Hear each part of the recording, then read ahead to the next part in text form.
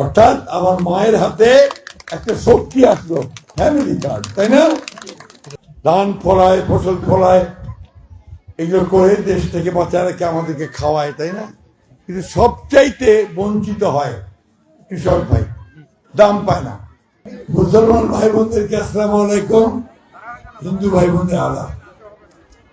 আমি অনেকদিন পরে এই পাড়াটায় আসলাম, মনে আছে আরেকবার আসছিলাম।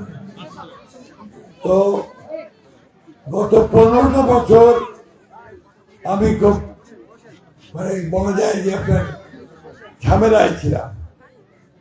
আমার দলের বিএনপি প্রধান খালেদা জিয়া তিনি জেলে ছিলেন, আর তারপরে যে নেতা তারেক রহমান তিনি নির্বাসিত হয়ে লন্ডনে ছিলেন।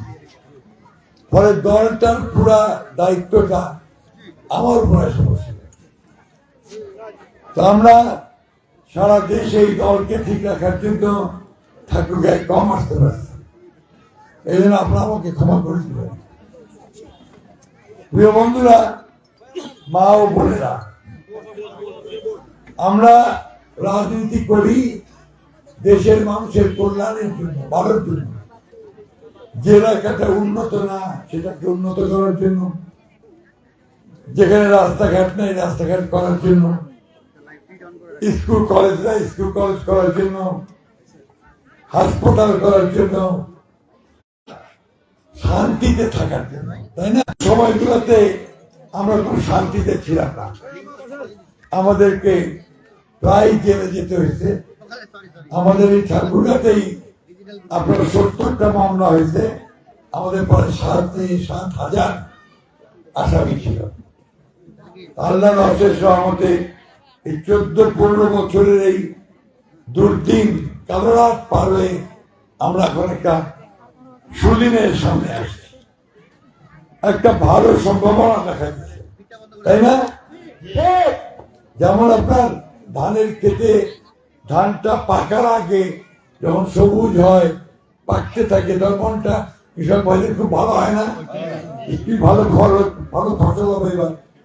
ওই রকম আমরা এইবার দেশে একটা ভালো নির্বাচন হবে, সবাই ভোট দিতে পারবে, ভোট দিয়ে ভালো মানুষটাকে ভালো দলটাকে নির্বাচন করতে পারবে, এরকম একটা আশা মনের মধ্যে যাচ্ছে, তাই না?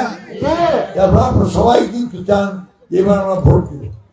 আর আমাদের যে ছেলেরা মেয়েরা আছে 18 বছর বয়স হয়েছে, ওরা আবার নতুন ভোট দিবে প্রথমবার।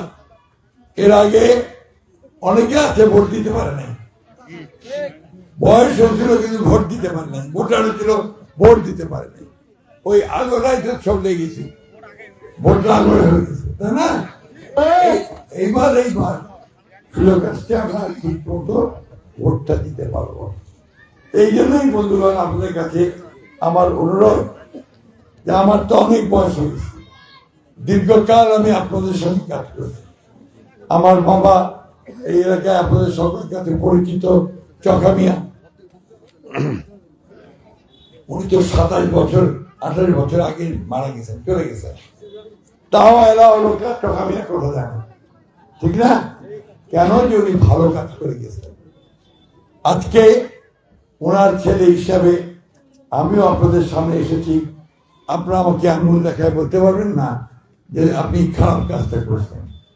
করছি এখন পর্যন্ত মন্ত্রীও ছিলাম, কেউ বলতে পারবেন না যে আমি মন্ত্রী থাকাকালীন সময় কারোর কাছে এক কাপ চা খেয়েছি, 2টা টাকা নিয়েছি, কেউ বলতে পারবে?